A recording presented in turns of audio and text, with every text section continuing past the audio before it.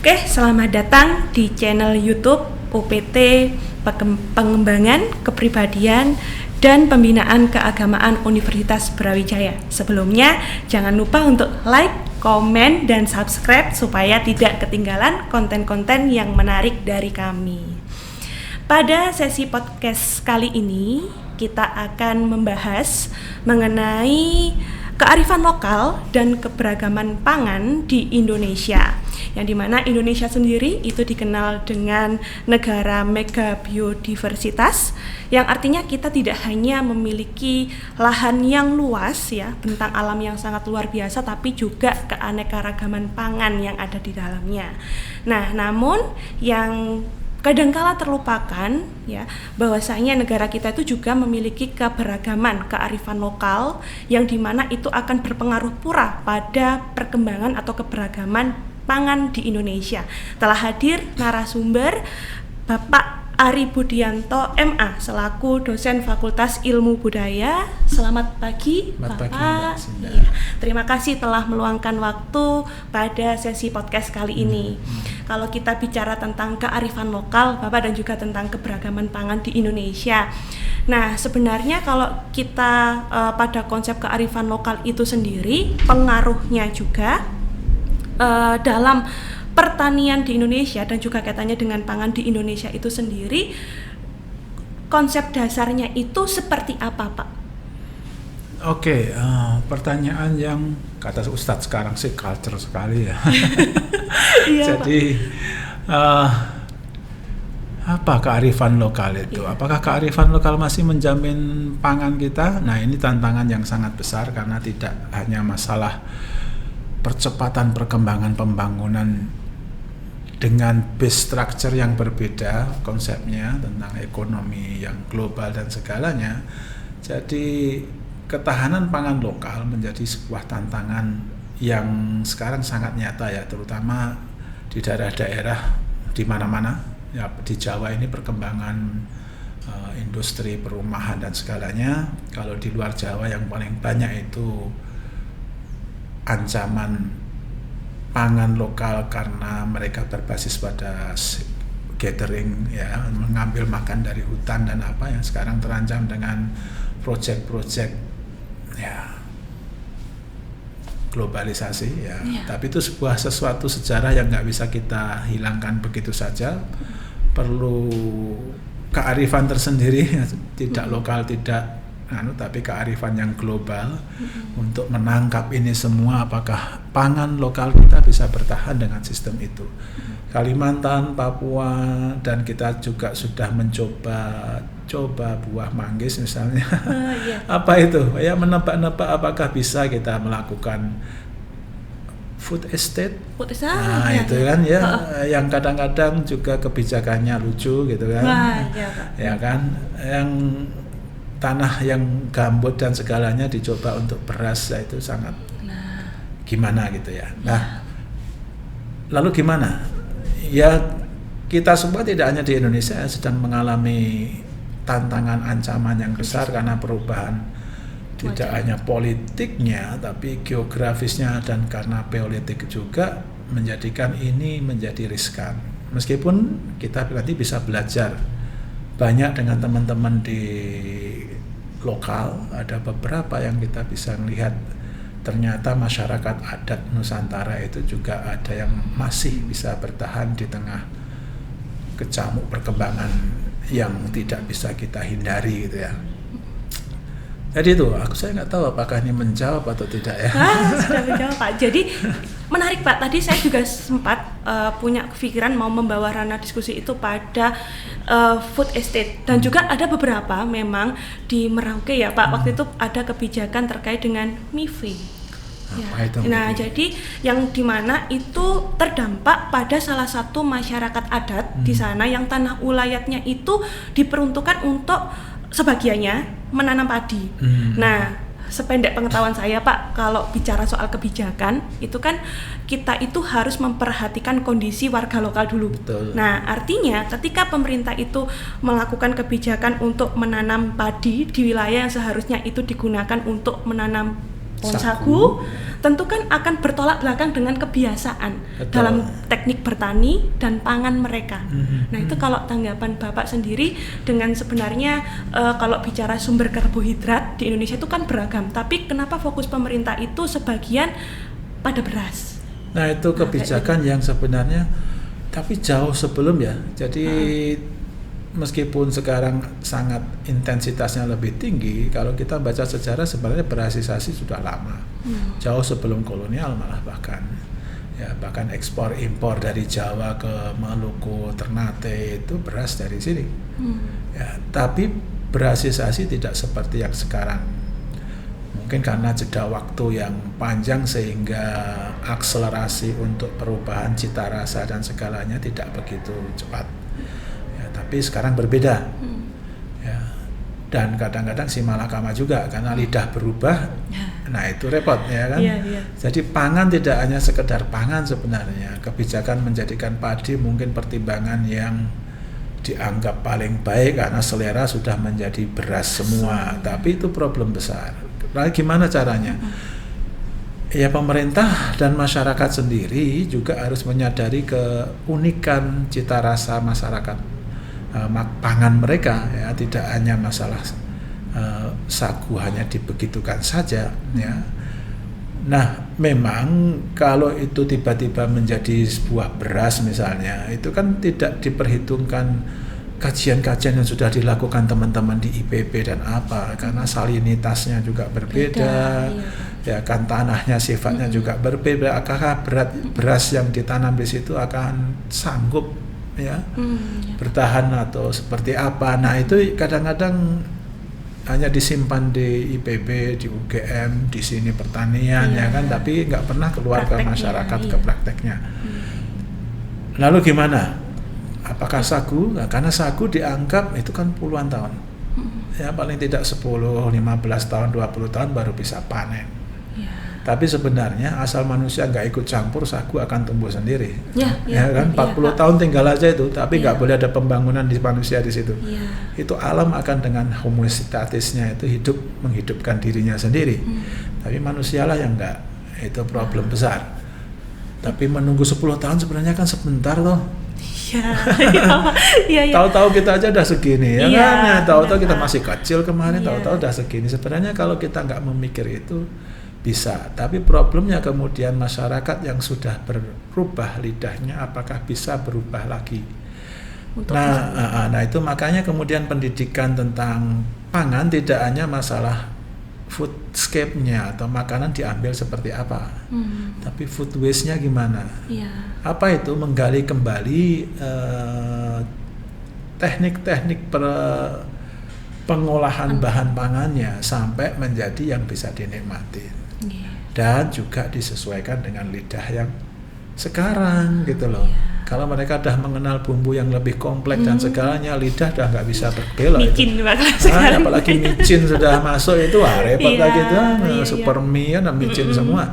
Micin baik nggak baik, nggak ada masalah bodoh atau tidak. Kalau bodoh semua, Cina sama Jepang udah bodoh dari dulu kan. Bahkan itu juga termasuk perkembangan teknologi pangan mereka. Nah itu nggak bisa serta-merta, perlu 3 generasi paling tidak untuk pendidikan pangan dari foodscape-nya sama food waste-nya.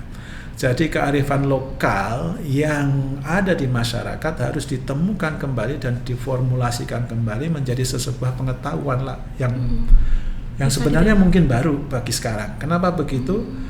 Karena leluhur kita yang disebut kearifan lokal itu basic instinct aja. Gitu tuh apa bisa disebut dengan keterbatasan ya Pak? Karena kan warisan turun-temurun yang diwariskan oleh para leluhur kepada penerusnya itu kan hanya untuk sekelompok mereka. Padahal tekniknya bisa jadi itu bisa dimanfaatkan lebih luas. Iya itu maksudnya. Jadi artinya pemerintah, nah ini kembali lagi ke IPB, ITB, Universitas Brawijaya juga yang dulu dibangun untuk pertanian sebenarnya. Itu yang harus menemukan knowledge lokal itu menjadi sebuah sistematis yang bisa dibaca banyak orang dan dimengerti banyak orang. Tidak lagi pengetahuan yang tacit knowledge yang hanya diturun-turunkan.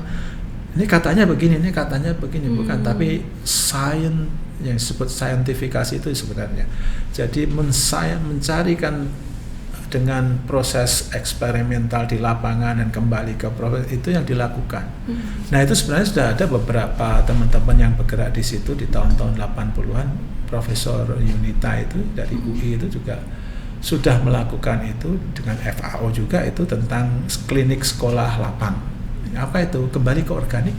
Klinik sekolah lapang. Ya, jadi petani-petani itu diberi sekolahan dengan struktur logika yang saintifik, ya, tidak lagi katanya mbahnya, katanya primbon, katanya ini, enggak, tapi itu semua dipraktekkan. Kemudian diteliti kembali berulang-ulang. Itu teman-teman di Cianjur, teman-teman di Jogja, teman-teman Jember juga sudah ada beberapa. Itu yang mengembangkan kembali dan menemukan kembali benih-benih lokal yang terutama di Jawa. Jawa Pulau ya, bukan Jawa-Jawa.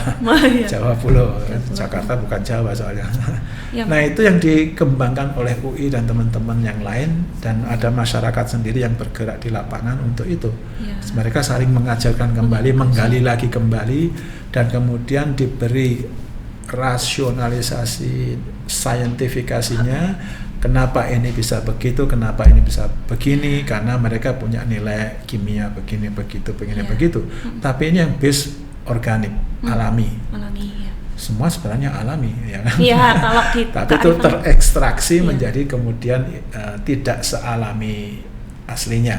Jadi mereka diekstrak sedikit, jadikan ininya tetap ada natriumnya, modernisasinya ya Pak ya. Tapi kalau yang lokal menjadi saintifikasi memang harus yang alam berikan apa, kita saintifikasinya, oh ini mengandung ini ya, oh ya berarti benar gitu kan.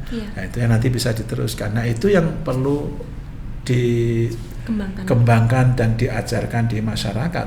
Dan masyarakat, nah ini problem besar lagi di pendidikan. Kemudian apa?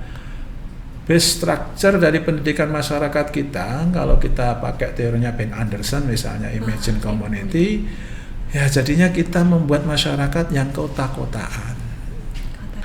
Ibu Budi ngapain? Bapak Budi kerja di kantor. Pulang, mana yang kerja di sawah? Mana yang ngapain aja di sawah? Ngapain aja di tanah payo? Ngapain aja dengan apa itu sagu dan aren dan apa semua kekayaan alam kita? Tercerabut itu semua menjadi makanan. Nah sekarang di mana-mana kita udah dengan senang hati malahan, ya kan? Kita mencari, ya kan? Kemudian bulgogi, apalagi Korea, topoki. Saya dah ditabokin kan kita jadinya kan. Ya itu kenapa dengan senang hati kita terima dan kita ambil dengan tanpa memikirkan efek lanjut dari belakang itu, kapitalisasi yang dibawa belakang itu. Nah itu gimana kemudian?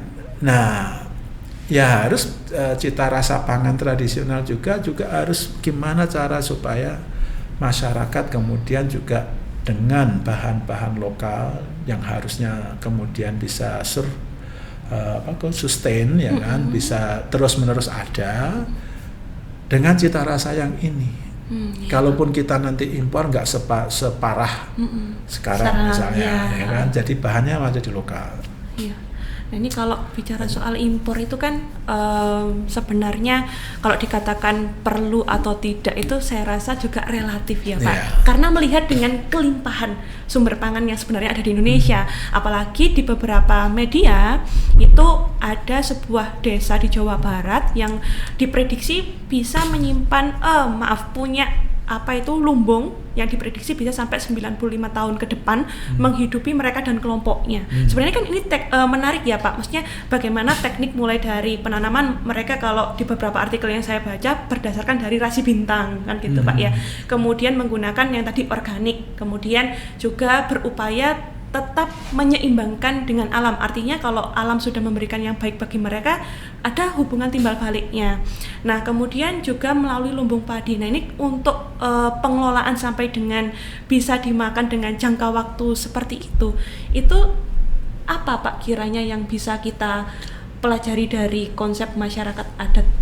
Ya, sebenarnya pemerintah juga sudah mencoba-coba buah manggis lagi tuh. Iya, balik lagi kan? Ada buah manggis. Apa? Lagi. Bulog itu kan maunya begitu. Iya. Ya, tapi harus busuk semua kan repot itu, ya kan? Tapi karena kita karena ada hitung-hitungan kapital yang di belakang yang bukan berdasarkan kepentingan rakyat.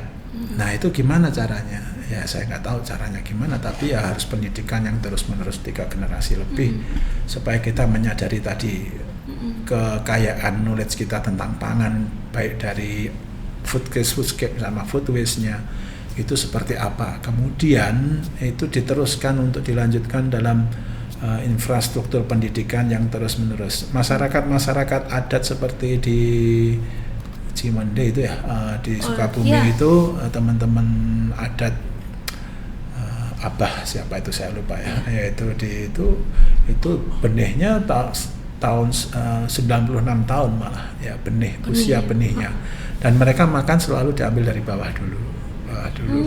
Tapi itu nggak bisa kalau mereka nggak punya pengetahuan yang lanjut. Problemnya kemudian, apakah mereka masih bisa bertahan kalau tiba-tiba seperti teman-teman di kampung Baduy itu, ya dikepung dengan, makanya mereka demo untuk tidak mau menerima HP, ya kan, dan segalanya. Yang modernisasi sudah mengepung itu bisa nggak? Nah ini problem besar yang di negara kita. Kalau kita memang mau serius, ya Indonesia dulu kaya karena apa sih? Pertanian, agroindustrinya, baik agro maritim maupun agro buminya ya. Tapi kemudian terjerembab dengan kepentingan pasar global yang tidak berdasar pada kita lagi. Apa itu? Ya teknik-teknik maritim dan teknik-teknik agroindustri di pegunungan pesisir itu satu persatu menghilang dengan pembangunan. Yang tersisa ya di teman-teman adat seperti itu kalau untuk hanya pangan ya, tapi kan tidak hanya pangan masalah hidup itu. Apa yang meliputi pangan itu sendiri ya? Di luar itu juga ya kan, ini alat-alat ini kita butuh ini itu dan sebagainya. Jadi keinginan manusia yang banyak sekali tidak hanya dengan pangan ya kan, tapi pemerintah gimana kemudian ya satu-satunya yang bisa disarankan untuk belajar dari komunitas-komunitas adat ini ya tadi itu, mengambil itu menjadi sebuah saintifikasi yang bisa kemudian tidak hanya di masyarakat lokalnya bisa tetap tumbuh, tapi juga bisa direplikasi di tempat-tempat lain. Bisa nggak? Kalau di Jawa saya kurang tahu, ya kan? Di Jawa sudah semakin padat jalan raya kemana-mana, dan itu kan sekali itu masalah pangan itu berhubungan dengan tanah, ya kan. Jadi revolusi agraria yang dulu diminta itu nggak jalan-jalan, ya. Mau nggak kita hidup semua di apartemen? Rumahnya kan rumah sendiri semua, bangun rumah lagi, apalagi udah jalan raya. Udah kanan kiri besok rumahan semua itu. Pak. Setiap ada jalan raya, setiap ada jalan kanan kiri akan berubah. Terus makan apa? Nah kalau teman-teman di Batu enak mana, nanam villa atau nanam? Ya pasti pikirannya harus ke villa ya Pak. Villa. Keuntungannya lebih jelas ke depannya. 3 bulan nanam tomat cuma dapat sekeran 300.000 kotor. Belum lagi kalau cuacanya itu semalam 300.000 kamar. Itu mana? Tapi setelah itu kamu makan uang. Itu kalau nggak ada uang, kalau nggak ada makanan, ya kan? Itu yang nggak pernah dipikirkan oleh pemerintah, sehingga pemerintah caranya ya pemerintah daerah harus membatasi pembangunan sendiri yang menghabiskan tanah yang produktif. Dan ingat Jawa, Sumatera ini paling produktif karena banyak gunung berapi. Pak. Itu produktifnya. Nah kalau itu semua jadi jalan raya dan perumahan, saya nggak tahu makan apa. Itu yang kita nggak. Semua orang kaya tapi nggak bisa menghidupi dirinya sendiri.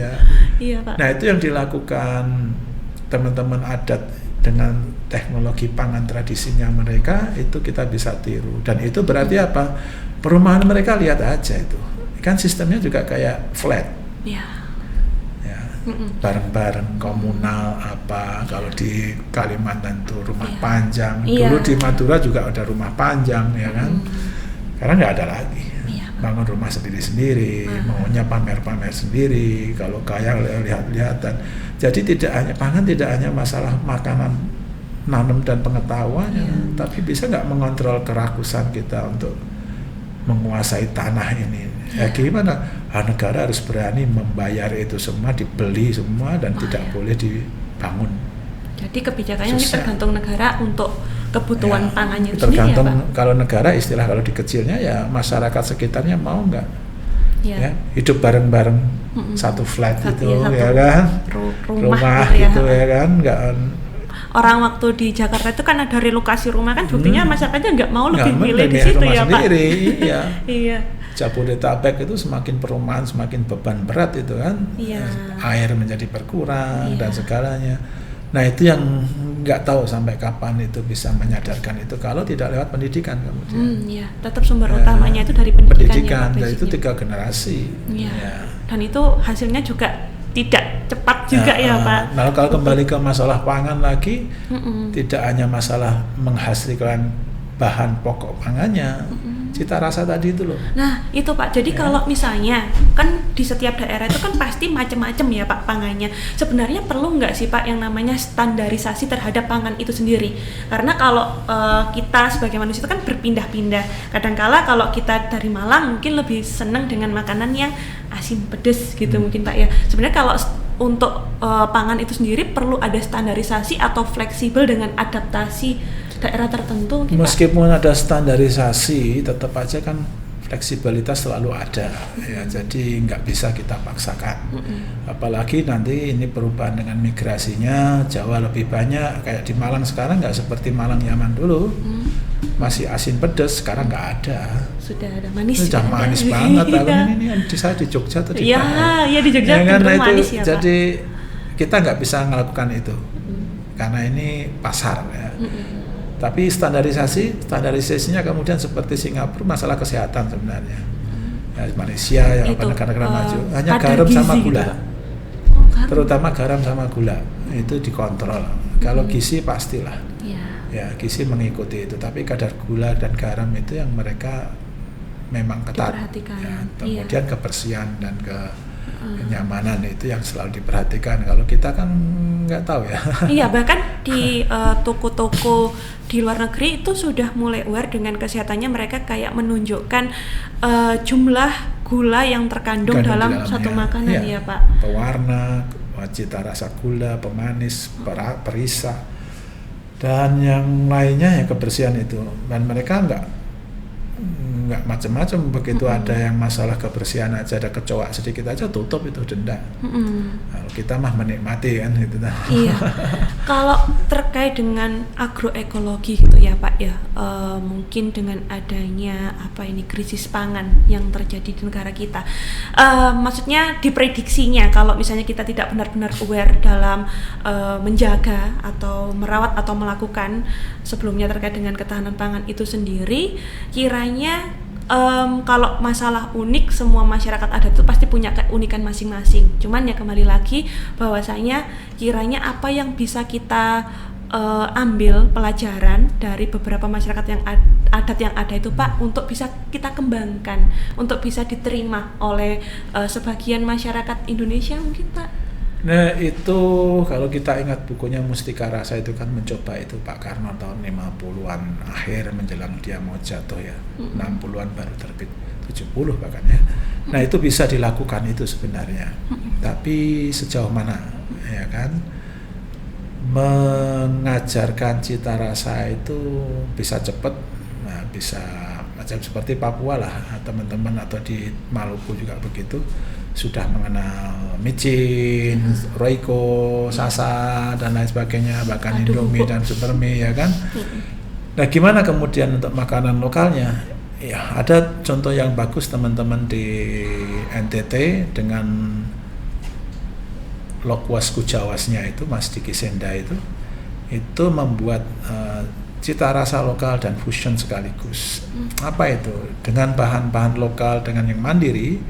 Jadi istilah lokal itu jangan dibayangkan itu juga ya, ini harus dari lokal itu bukan, tapi kemandirian membibitkan sampai memanennya, sampai ngolah mau juga bahannya asal usulnya dari Eropa ke Afrika atau apa nggak masalah, tapi bisa nggak barang-barang atau benih-benih itu ditanam di lokal kemudian berproliferasi menjadi sebuah keunikan mereka sendiri karena sudah mengalami itu, bisa dibenihkan dan dipanen sendiri oleh masyarakat. Itu namanya sustain ya, namanya ketahanan pangan itu begitu yang bisa berlanjut.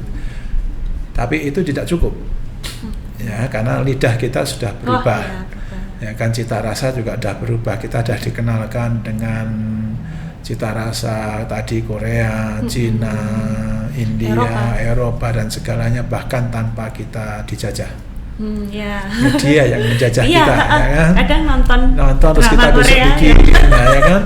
Itu terus gimana? Ya boleh-boleh aja kita tiru aja. Bisa nggak kita membuat itu sendiri di sini? Ya, dengan bahan dari lokal kita, itu maksudnya. Ya. Justru menariknya ternyata itu juga jadi sumber mata pencaharian sebagian masyarakat kita, Pak, ya. Jadi topoki dengan selera makannya kita itu kan sudah mengalami cita rasa yang perubahan sebenarnya, tapi kan masih impor sebagian besar. Ya, kan, jadi kalau problemnya. Fenomena kayak gini dalam sudut pangan sendiri itu gimana, Pak? Kayak apa pertukaran? Itu sudah lama ya. Dari zaman dulu kita sudah impor jauh sebelum, bahkan di zaman Firaun pun kita sudah menemukan adanya cengkeh, pala, ya kan? Jauh sebelum itu sudah, kita dari dulu sudah global sebenarnya. Tapi di Indonesia ini kan kekuatannya dulu kan sumber pangannya ini. Nah kalau itu kita bisa melakukan itu. Oke. Mungkin untuk closing statement ya Pak ya. Jadi untuk pesan kepada teman-teman di rumah juga. Jadi apa sih pesan Bapak kepada generasi Indonesia tentang pentingnya menjaga keberagaman pangan? Apa yang akan disampaikan oleh Bapak kepada rekan-rekan? Kita bisa meniru itu ya teman-teman saya beberapa kali ke Ternate Tidore itu, kita bisa belajar food waste mereka sebenarnya. Semua dari makan dulu sebelum benih-benih dan itu disebar ya. Apa itu? Teman-teman di sana itu sampai sekarang masih ada dengan pola-pola yang kuno yang ada di relief-relief Borobudur maupun candi-candi. Apa itu? Mereka setiap hari itu selalu menyediakan 2 lebih atau 3 lebih karbo yang ada di mereka. Jadi kalau kita di sana, kita bisa milih pisang, ubi, singkong, jagung, beras, sagu bahkan. Dan itu selalu hadir. Selalu disediakan. Ya, selalu ada di meja makan. Ya, sagu kan kering tinggal dimasuk toples gitu. Yang lain ganti-gantian, tapi ada 2 lebih di sana, minimal 3. Sagu selalu ada, ubi-ubian, pisang. Kalau kita sudah terbiasa makan karbo yang begitu dengan fusion lokal seperti itu, kita mungkin tidak akan kelaparan karena kita sudah biasa nggak makan sego nggak pusing, ya kan? Padahal enggak, itu yang dibiasakan terus mereka, sehingga mereka ketika ada beras mahal, nggak masalah, makan dengan ini juga enak. Nah lidah kita ini yang harus dibiasakan untuk mengenal kembali apa-apa yang nenek moyang kita sudah dulu biasa, baik maupun jagung, singkong yang dari Amerika, jagung yang dari Amerika, kentang yang dari Amerika, sudah menjadi kebiasaan kita. Tapi itu bisa nggak muncul di setiap, tapi dengan problem yang lain, PR yang lain. Ada waktunya masak itu semua nggak? Nah itu yang harus menanam sampai mengolahnya yang harus diperhatikan ya Pak. Jadi artinya kembali ke Bapak itu edukasi. Dan ke masyarakat sendiri untuk komitmen untuk mengedukasi diri mereka sendiri. Nggak ada beras ya jagung, nggak masalah gitu. Tapi kan karena sudah biasa perutnya dan lidahnya nggak makan beras, nggak kenyang, ya udah itu repot. Karena apa? Karena nggak biasa aja. Nah itu yang dibiasakan. Ketika biasa sudah jadi, akan muncul demand. Demand jadi, kebanyakan masyarakat punya demand yang banyak, petani akan menanam hal yang itu. Kenapa nggak ada ini dan itu lagi? Nggak ada yang beli kok, ngapain nanam? Jadi harus dimulai dari itu dulu kalau saya. Ya, baik, terima kasih Pak Ari atas waktu yang diberikan mengisi di podcast kali ini. Semoga bisa bermanfaat kita semuanya. Saya dan juga kru memohon maaf apabila ada hal yang kurang berkenan. Terima kasih.